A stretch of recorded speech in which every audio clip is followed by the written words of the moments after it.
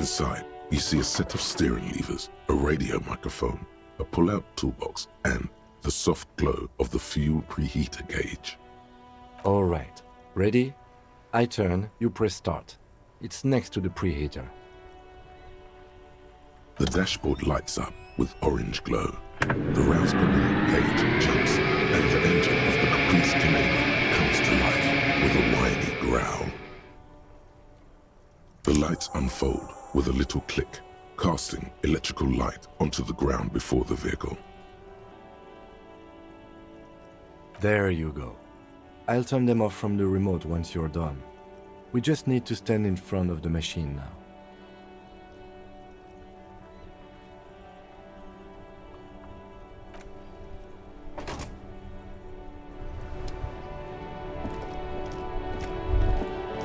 As you hold your ledger's clip under the headlamp, an iridescent hologram appears. A street grid and the veins of a great river. A familiar sensation washes over you. There she is, Revachol West. Around the borders of the watermark are dozens, no, hundreds of micro-perforations. The rectangular watermark is overlaid with the logo of the RCM, and yet the major arteries of Revachol are all recognizable. They shimmer in the Kanema's headlights.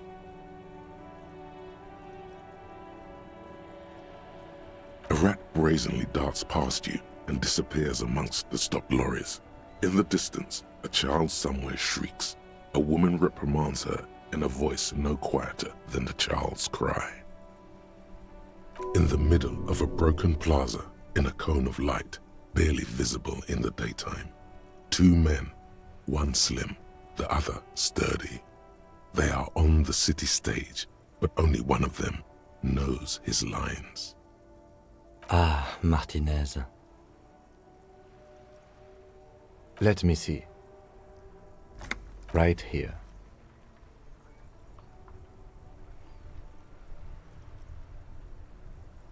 Oh yes. Coal City. Le Royaume.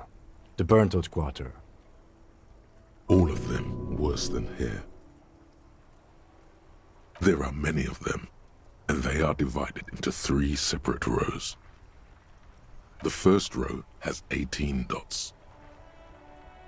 The next is the longest. It runs all the way around the border, and then some. You count 216 perforations.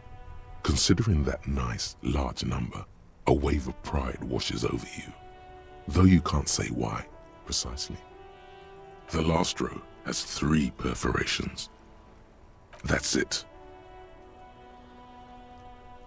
Those are perforations. They represent your record as an officer of the RCM. They are your statistics, as it were. I should have guessed you'd keep a record. Officers often do. Let's take a look. Son, here is where we score your life performance. You better hope it's good. The first row represents your years of service. 18 years. Okay, not bad at all. What did you do before you volunteered?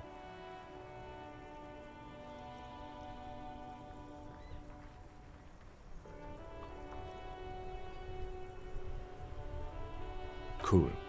I'm glad you joined us. Not a lot of money in doom crying. Let's move on, shall we? This next row, the one that wraps all the way around, is your number of closed cases. Closed is good. It means finished. You've got, let's see... Wow, more than 200! It's quite a lot, even for someone who's been on the force for nearly 2 decades. Usually, clearing more than 10 cases a year puts you in the 90th percentile of all RCM officers.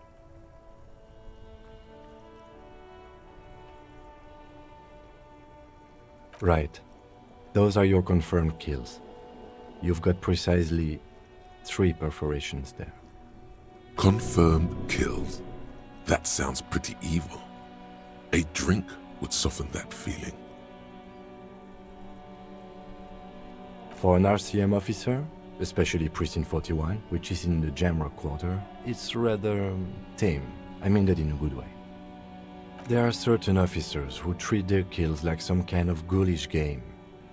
If they do happen to solve a case, it's usually by accident. But it seems as though you are, or at least were, one of the good ones. So we have that to be thankful for. He's sincerely glad you're not a scary predator. Not to say relieved you're competent. Yes. Everyone has their own method of coping, some more effective or self-destructive than others. Personally, I find it helps to keep up a few hobbies. Oh, this and that. Let's not get into it now. Why not gardening? You've already got the gloves. It's meant in earnest. Please don't mistake it for a jab. The lieutenant nods. Right. I'll go turn off the lights. You can now see your statistics on your journal page, to the right of the task description.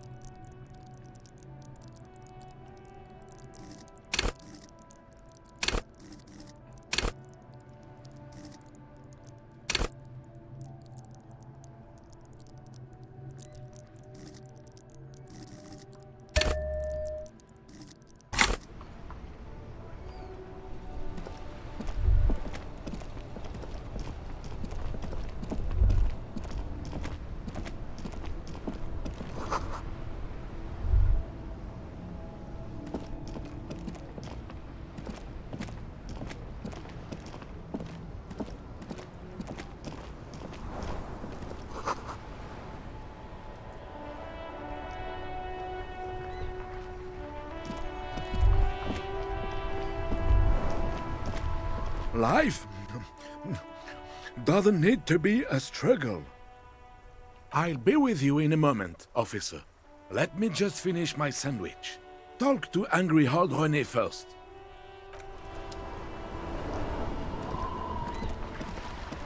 Have you no shame? Whining about your back every time you bring out the measuring tape. René, you're a man with a fork in a world of soup. Please, let's just try to enjoy the game, all right? I'm trying to, but you keep breaking my concentration. You're old. I can see that. We're both old. Now stop grabbing your ass like it's a girl. These manly men are playing balls. This is a ball game. Grab a ball and play it. Don't ask questions. Shoot first. Ask questions never. No, you got this. There's the ball. You're the game.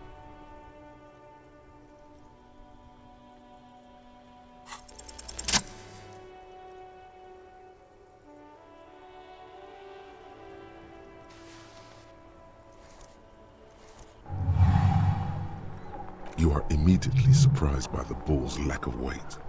No matter, you'll make it work. God, this is right. You feel the familiar tremble of excitement and adrenaline that precedes every victory.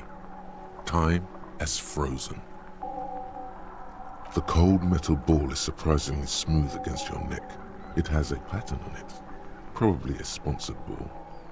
Yours would only be covered with bumps of learning and scars of victory. Already your muscles are adjusting to the weight, the nervous system calibrating, until you and the ball have merged into a single entity. The man ball is ready.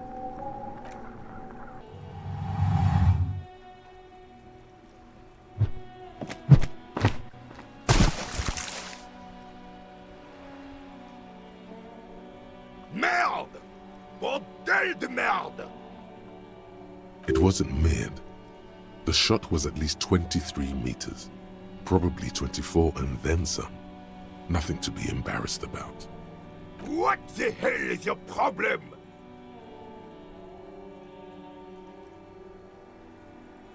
I don't care if you are a cop. You do not just ruin someone's game. It's so goddamn disrespectful.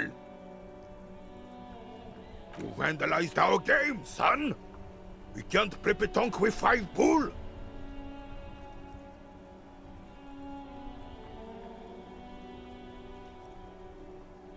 Well, it damn well isn't. It's pétanque. You ruined a pétanque game. We want our bull back. Take it easy, René. This is just a misunderstanding, isn't it, officer? No harm done. Of course there's harm done, you orange slug. You owe us a goddamn bull. Will this... No, it will goddamn not. Thank you, officer. This is really something. Honestly, I think it's better than our old bull, even. Mon Dieu. All right, fine. What do you want, officer? Unfortunately, I don't. Unlike most of the locals, I have no qualms about assisting law enforcement. But this affair has passed me by completely. In Martinez, the union is the law, so can you really blame them? Cop is a pejorative term. I don't have a problem with policemen. On the contrary, I admire the effort to bring order to our streets. If I knew, I would not be afraid to tell you. I simply don't. I'm an old man, not a coward. The daily business of the riffraff no longer concerns me. Yes, the terrain here provides an interesting variety to a familiar game. No, it was left by heavy artillery fire. Why what? Because that's what happens when communists hijack your country, execute your supreme leadership, and turn your capital into a slaughterhouse. You use heavy ordnance to clean up your home. Commies, communists, socialists, anarchists, call them what you like. They just chose the name to feel special. Senseless sentimentality. Sadly, no. It was the foreigners who brought them to their knees. We fought valiantly. Too valiantly. So valiantly we got licked. Should have fought dirty, like they did with their suicide sex cult propaganda and mad anarchist women strapped to shrapnel bombs. We didn't though, and we lacked caliber.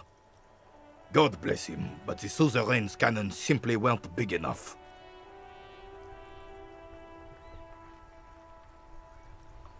This place is a damn beachhead, son.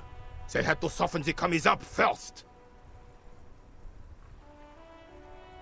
Yes, the military coordinated amphibious landing to take back Revachol. Martinez was used as one of the 3 footholds in Revachol during Operation Deathblow in 08. The other 2 are off in Stella Maris and the Delta. This here is Blood Ground, where coalition boots first made landfall and cleaned those rabid dogs out. Most likely, we're playing pétanque on their mangled corpses. Blood ground. You got old René going there. Like he isn't hungry enough already.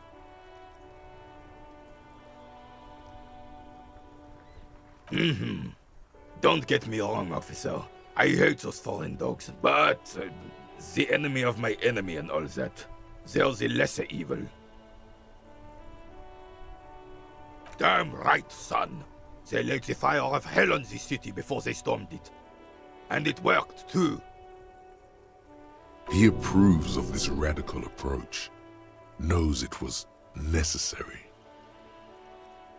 The rest of the city got cleaned up, but Martinez they keep as a monument.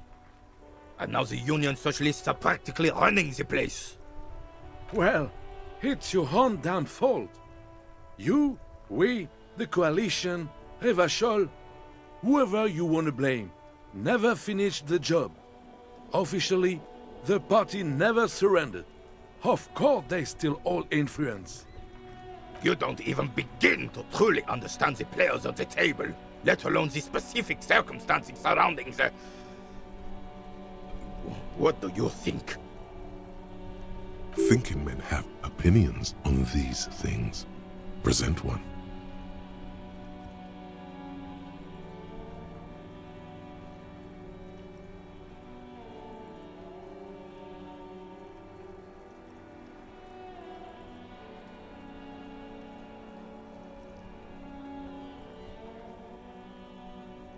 I'm sorry it had to be them. After 8 years of fighting those hyenas, boiling cats for food and drinking piss in the mountains, I would have preferred if the Right Honorable King Guillaume returned through Revachol, or even if that damn clan Frissel had risen from the grave and led us. Sadly, that was not the case. Instead, all that is just, holy, and beautiful in the world was wiped away, and now it's neon signs with toothpaste ads everywhere. Foreign influence peddling garbage and stupid music on the radio. This is just what the commies wanted. This was their plan all along. This is what they wanted to replace the role of the suzerain with. A true king in both blood and mind led Revachol before Frissel. He would have been better, but the damn commies drove him into exile. Damn Frissel. He was the king we couldn't protect. The Carabineers failed him, and the crown. He died in the hands of the Hyperlay, in a very public execution. The suzerain is the king! Has everyone forgotten already? They've forgotten already. It's no use talking to you. You were still in Daddy's balls when it happened.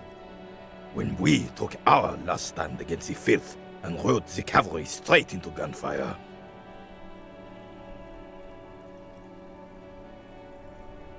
It's a Bell McGrave, 4.46 caliber, breech loading, Revachol made.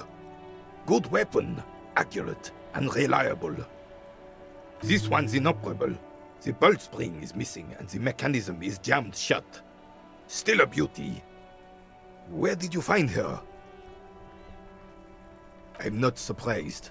There are probably lots of forgotten wartime weapons lying around here. Back in the day, everyone had something stashed away. As for the rifle, I don't know what else to tell you. These BM-446s are an antique. No one uses them anymore.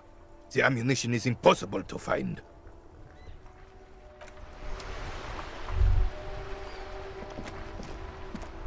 I have really outdone myself. This is divine. Yes, that's what you need, Gaston. More padding on that fat arse of yours. I hope your heart gives out. René, it's a little pleasures. Life doesn't need to be a struggle. Hello, officer. How might I be of assistance on this fine day? Let me think. I heard someone was hanged and left on a tree for a week, but that's all I know, really. No, officers, I'm sorry, and I really would like to assist. You are both good guys. I can see that. Then help them, you wimp. You have plenty of shoulder with the gauche caviar in the Union. Someone must know something. I wish I could, but I just don't know anything. I always keep my nose clean and don't gossip. Everyone knows and respects that. Respects? I'm not even anyone. Of course he's holding back. His mouth is so full of union prick he can't even speak properly. Can I at least finish my fucking sentence before you piss on it? Is that okay, René? I'm not anyone important in the Union. I just know Evrard. Evrard Clare. Everyone in Martinez knows the Clare brothers. I taught these boys human studies and history in the gymnasium. What do you know about history? You never witnessed history. Only heard about it years later, when it had already moved on. You don't know history. The old soldier mumbles something under his breath and turns to face the sea. There he stands, proud, rigid and alone, like a cracking marble statue. Let's try not to get caught in a crossfire. Lest we leave riddled with bullet holes, this animosity is ancient. No, thank you. For being consummate professionals. You'll have this case wrapped up in no time.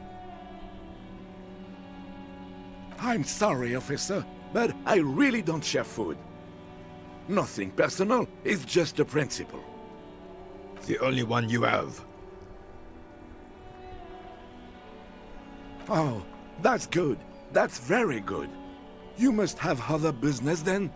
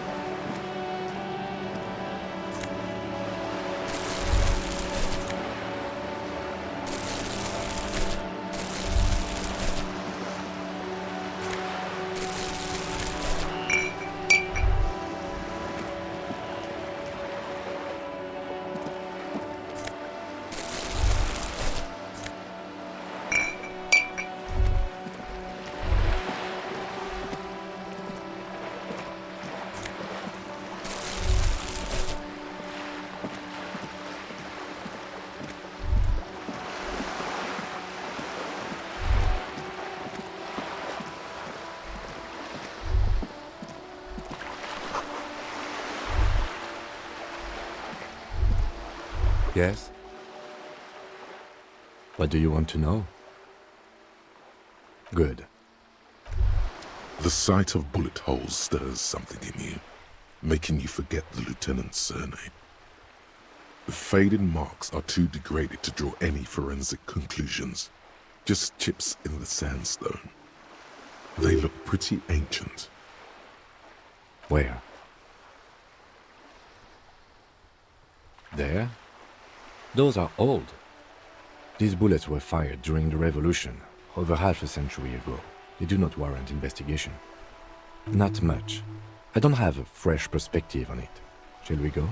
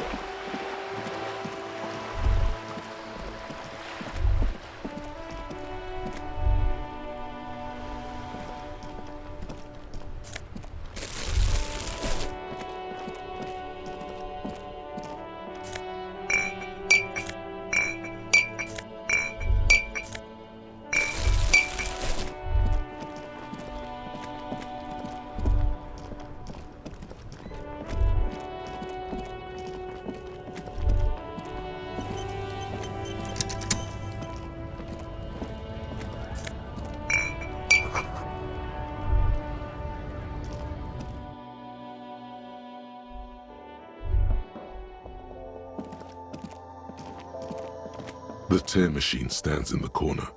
Your bottles clunk into the machine, and the money appears with a satisfying jingle.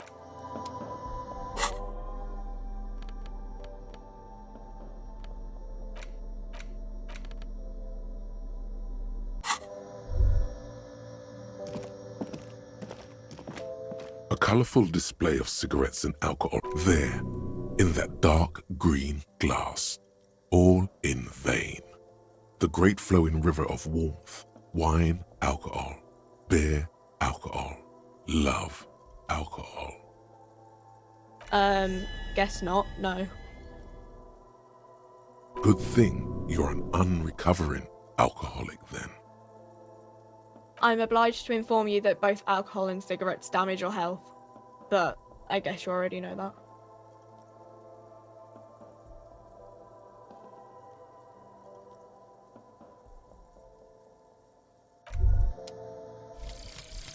Lonesome, long way home. Here we go. Home awaits. Walk past Station 41 and through the market, past the Boogie Street spearhead to the other side of the lake, the frozen eye at the center of the district. Then past the video rental store on the corner. There, at the end of a street lined with pine trees, a small house no larger than a matchbox, 11 Voyager Road. You no longer live there. Those times are gone. And so are those people. Why did you come here? Why are you still here? And where's the dealer? You have to get back to work. That's all you have now.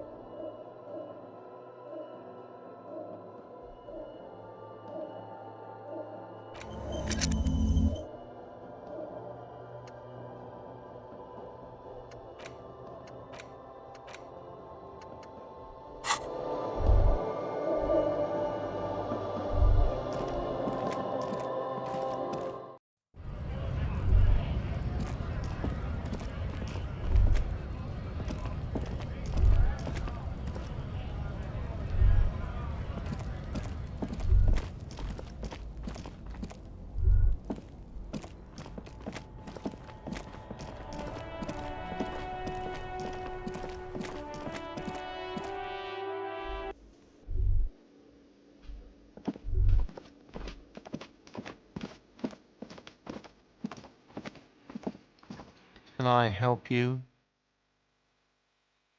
Thanks. I hope you found what you were looking for.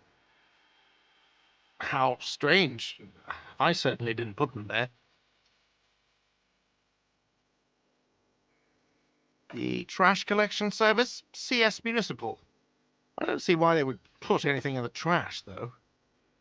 Ah, the elusive CS Municipal. I doubt we'll be able to track down who was sent here last and when. This will have to be one of those little threads that solves itself down the road.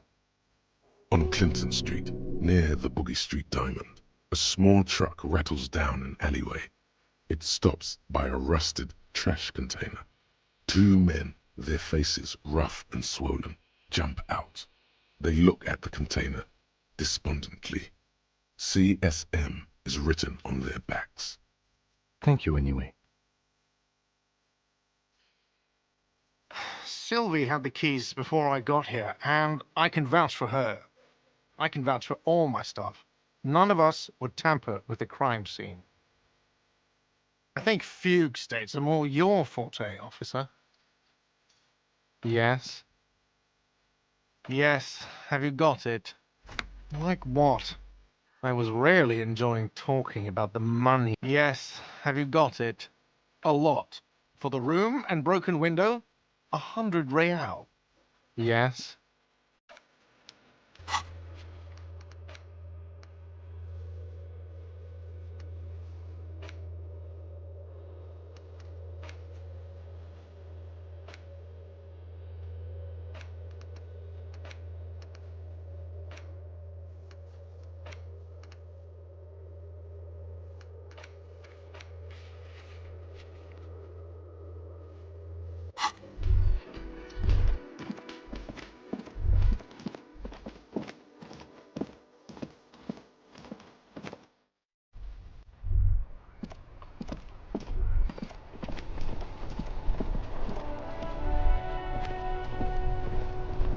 I am a gambler and a hunter and a gatherer.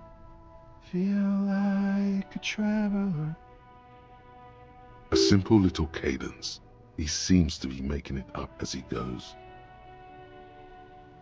From another planet. Hey there. It's the jam, my man. It's a traffic jam for the ages. Harbor gates up the street are shut tight. No explanation given. Workers on strike, scabs agitating, an all-around clusterfuck. Meanwhile, we're all stuck here in long-haul limbo for days upon days upon days. Upon days. Yeah, exactly. It's official. He too agrees. This is the antechamber of the afterlife. Feels like forever. Like I was born on this here roundabout and this was all I ever knew. Just me and the metal and the tires, the oil and the fumes of mazout. Yeah, imagine. It's been a whole week already. So tell me, what do you need?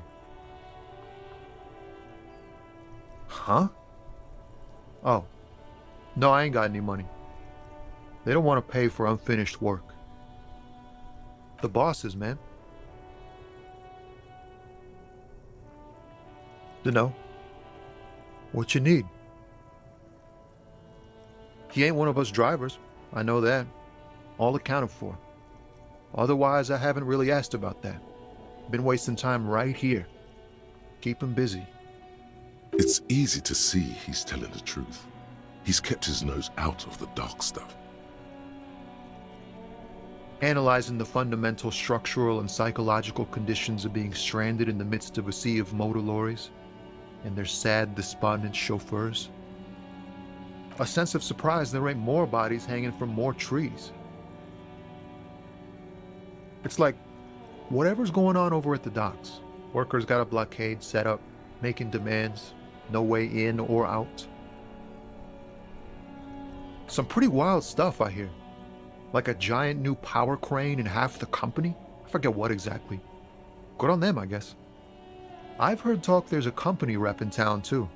Like a strike negotiator type. They'd know what's up. Precise demands and so on. Ah, yes, from the Wild Pines. We'll meet her soon enough, I'm sure.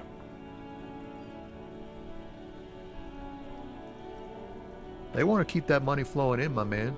Ka-ching. Anything else? Yeah, this ain't really my area of expertise. I just do my job and get paid. I have things to do and places to be. All of us do. Us lorry drivers, camionneurs, you still hang around here waiting for this mess to end. Most have scurried off somewhere to get drunk or high. Or laid. Not that I blame them, really. Not my thing. Chasing transient pleasures is a drag these days. I prefer the examined life now. Thinking, reflecting, observing. What's better than chasing transient pleasures? The more transient, the better. When one's ended, you can get onto the next one. Don't be a stranger. Anti-Object Task Force. Behold, the Anti-Object Task Force has assembled, God's avenging angel, arrayed against the lower emanations of the darkened one.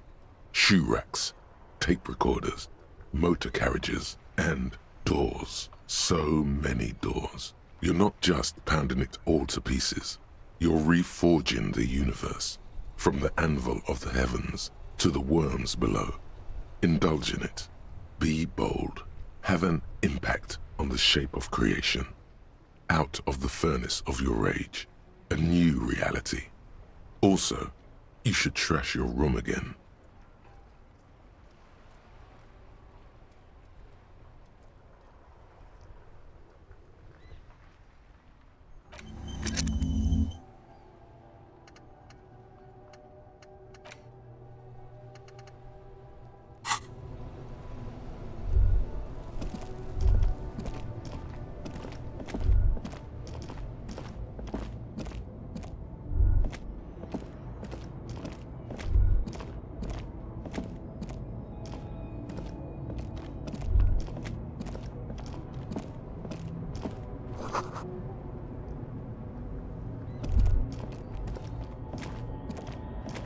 An old monument stands in the middle of the traffic island, pointing toward the sea.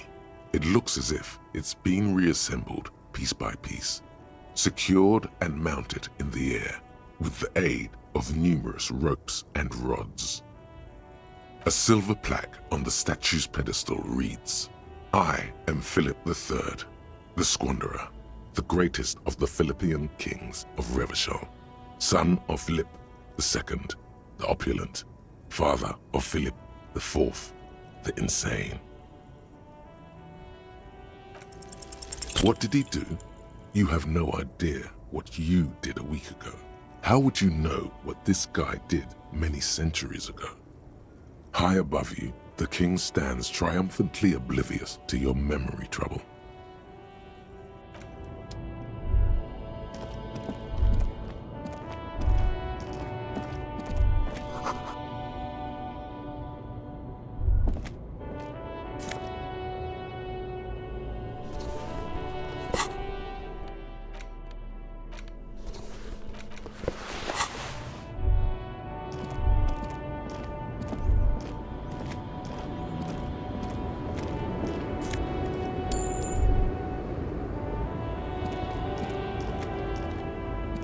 The small, wrinkled woman does not greet you.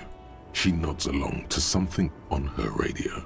A photograph is clutched in her hands, and there is a warm smile on her face. It's the warmth of a winter night's fire. Maybe she could give you comfort and shelter, some cigarettes and food money. Maybe she's your... Nothing. Her smile just keeps widening. Her hair is gray like lead. No, this one is a monster in disguise. No response. Wherever this woman is, your words fail to reach her. Wait. She's just a distracted old woman. Better to leave her alone. Why? I just told you why.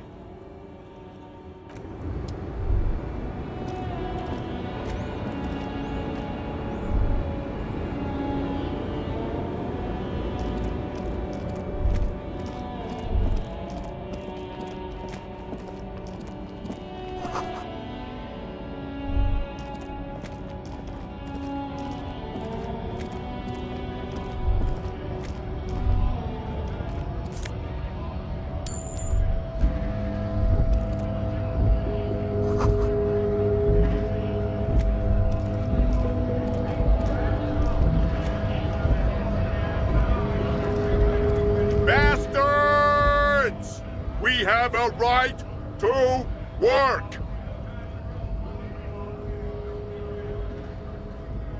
Hold up and stay frosty, everyone. Cops are here. You here to fuck with us? Beat the honest worker down. We're here to fight for a cause. Stripes usually have problems with people who have causes. Good. We're fighting for a cause here. Right to work! Right to work! Besides, we're not that different. It helps if people see us talking, cops and strikebreakers together. Shows authorities are on our side. Builds confidence. Might be time. Don't let the fat bastards tread on you. Cops tend to side with the higher-ups, but you're essentially still workers. I don't trust cops, but I can see you understand the Right to work! Right to work! rights of people, rights of workers, to have gainful employment, to make a salary, and feed their families. Maybe you should ask them the questions, like why we're not allowed to make a living here. Shame on you! We have families to feed, you piece of shit. So do we, Scab.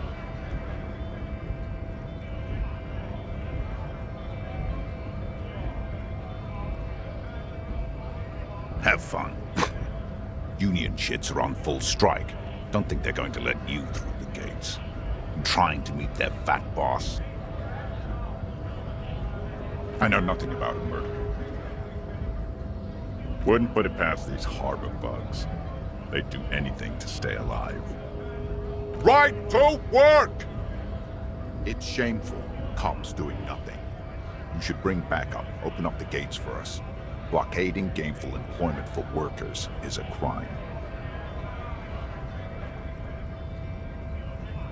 We are not picking a side in this just yet, sir. Pity. Let us work! Honest men and women with rights to work, to be useful, not toys for corporate interests. We came here to help the harbor run smoothly in time of crisis. If union fucks don't want work, they ought to let in those who do want work. I have a question. Why do all these men follow your leadership? You think they follow because I'm big and loud? No. They follow the rules of the market, the rules of the economy, because they were given a job to do! We were promised work. We'd be in there, working, if the bastards hadn't shut the gates. Main gate's locked. Would take heavy ordnance to bust it open. I'd try to get in through the secretary's office. Door's locked. The guards blocking the way to the access panel. And I don't mean the scrawny mess punk either. I mean head measurer. Or whatever he is.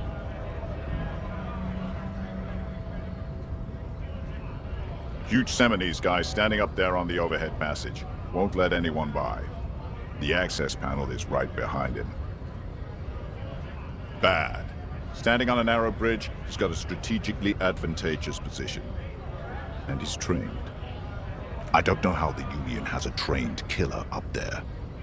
But that one's no joke. And my men are tired and hungry. They're workers, not fighters. Why don't you go arrest them instead? I'm sure they've done plenty of criminal shit. They have that look.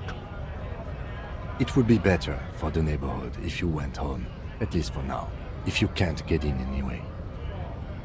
No! They will give up eventually. Or get drunk. Leave the button unguarded. Then we charge.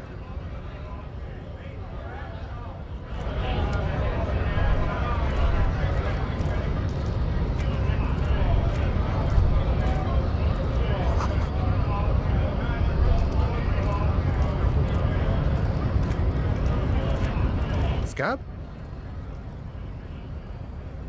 What did he just call you? Oh no, not this again.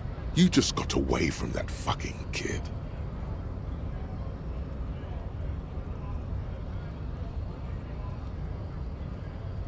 A kind of a worm, content with mere survival. They come, they want to do our job for shittier pay, screwing over both themselves and us. Everybody loses. Gotta be bloody stupid or freaking evil to scab.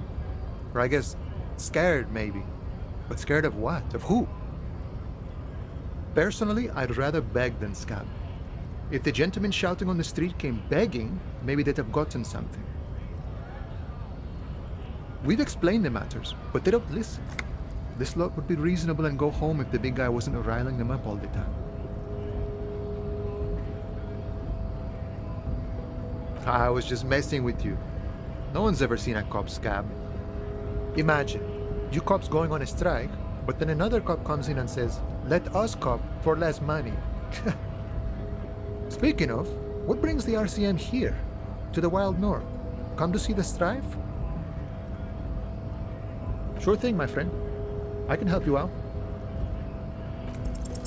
The coin narrowly slips by your outstretched fingers and falls to the ground.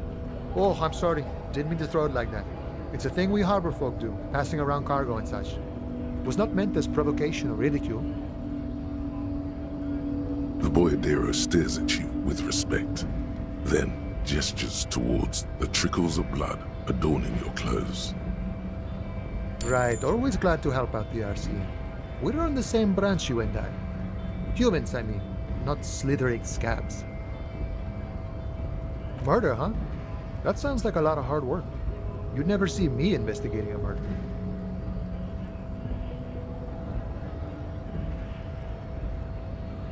Of course, Policia. It wasn't me. You can rule me out. Easier that way. He didn't do it. It's the truth. My friend, I respect the right to roam. The open range awaits. I don't operate in that capacity. I'm not a granter of passage. The passage grants itself. I walk right past Measurehead and go in. Yeah, the 2.5-meter tall Semini Supremus is there. Walk right past him, then press the button to unlock the door, then go past him again, and you enter the arbor through the office. Está. Don't worry, I'm sure it's not completely impossible. For example, you could best measure head in a physical confrontation. Or you could convert to a Semini supremacist worldview. Or, maybe it actually is completely impossible. Sure.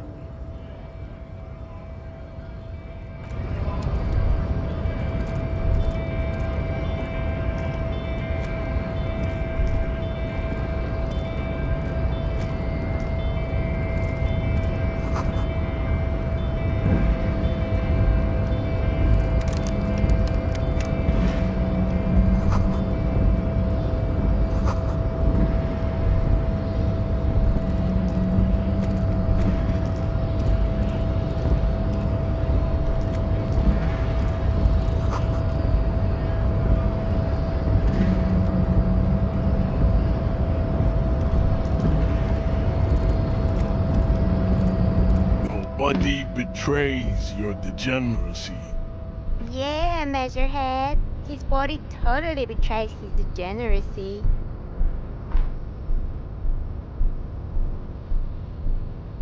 That is precisely the negligence that has led you to succumb to Valrul. You reek of it. An invisible sword of Valrul emerges from your throat. You cannot see it, but others can. It is making the woman in my company sick. It's not good. It's like a rat crawled into your stomach, got drunk and drowned. Your mouth moves, but the one who speaks is Al-Ghul. You are but a vessel for the ghoul now. Very little of yourself remains. Occidental Haplogroup B4 is done giving orders around here. The influence of the ham sandwich race is waning.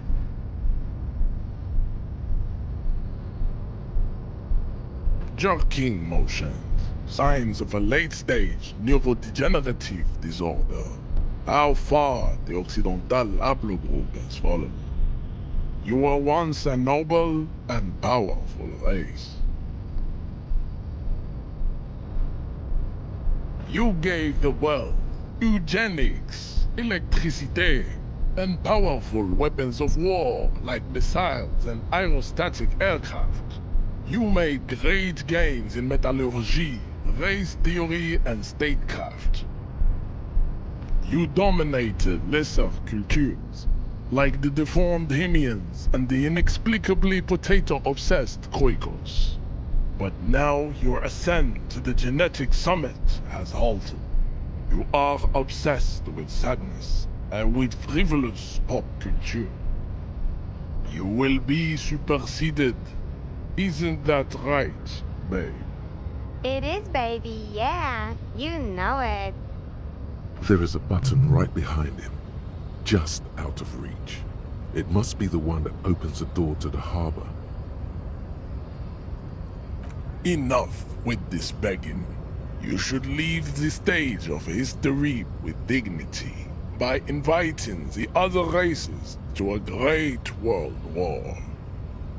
Bring your troops to the Simonine Islands and to Boogie Street, and we will pulverize you.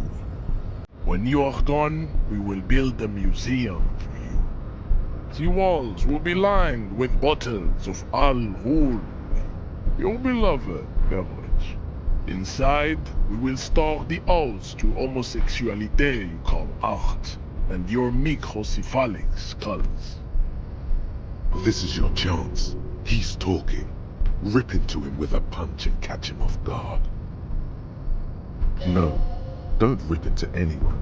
You're sensitive. Remember? Communicate.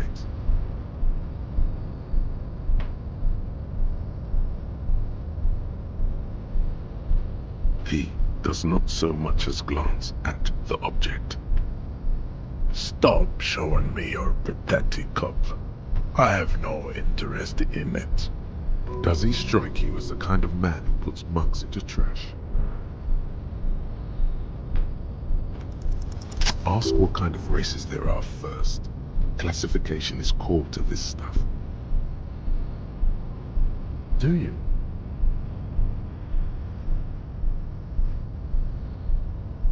There are 3 categories of race. Type A, the heroic races. Type B, the servile races.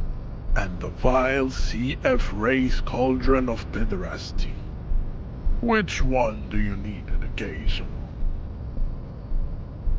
Those are the Simonese, the Areopagite, and the Occidentals, excluding the Mao, of course.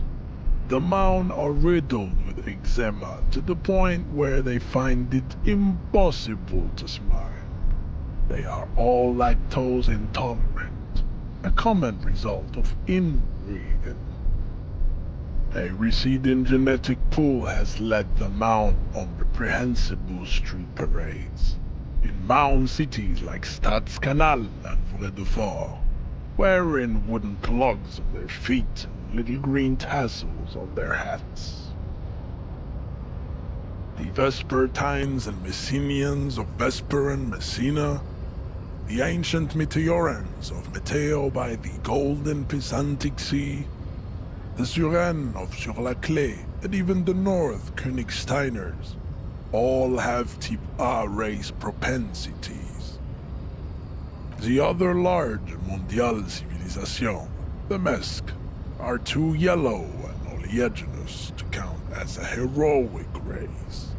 True, they are violent and expansionist, but they have a glandular problem. Overproduction of sebum. sebum is leaking into their brains, making them listen to El Mariachi music and eat toxic minced meat-based food, which in turn only produces more sebum. As proven by the mound and the mask, Occidental Type A is in retrograde. The Seminese and the Areopagites are on the ascent. The Areopagites are sleek, long-headed. The Seminese are powerful, mesomorphic. The former is an immutable progenitor, unchanged since the Super Isola of Pericarnassus. Ancient brains rest in their slender skulls.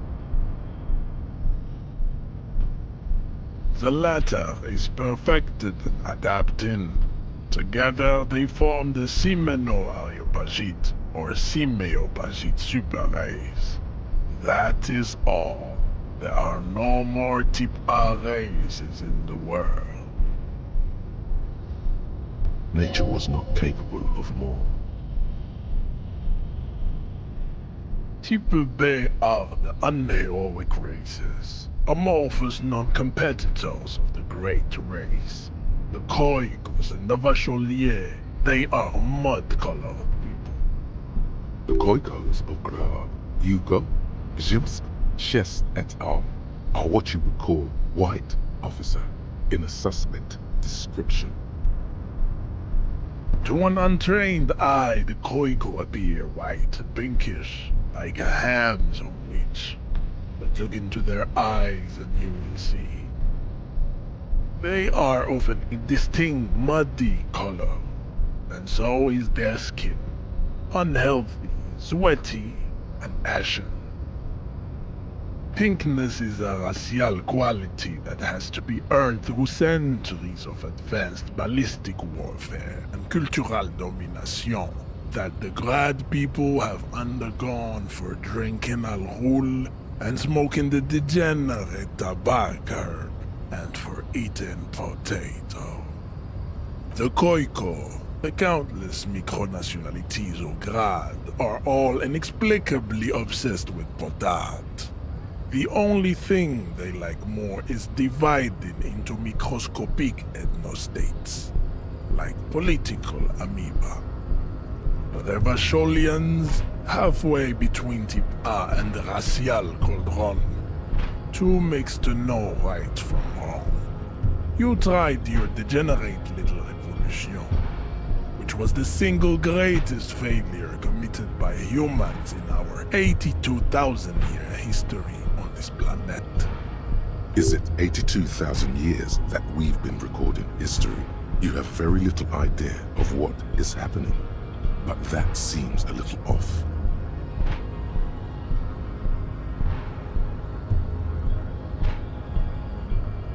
The revolution came to Ravachol from Grad, in Zara's ridden potato carts. It is literally an illness, a prion disease that leaves the parietal and frontal lobe ridden with holes. A soft, sponge-like mass of dementia, hallucination, and paranoia. The revolution is fatal familial insomnia, a hereditary prion condition passed from the Koiko to the Occidentals. But not sexually. Probably through trade routes and potate acid, the prime component of the potato plant. Enough of type mediocrity. Types CF are a museum of failed chimeric experiments and tragic maladaptations. They are tortured creatures waiting to be put to sleep. Your morbid interest in them worries me. It would be cruel to entertain ourselves with their deformities. Were there any able-bodied races you needed education on? You understand nothing. To solve the great Raise enigma, you have to first ask yourself, what is the race enigma? You have not even worded the mystery, let alone solved it.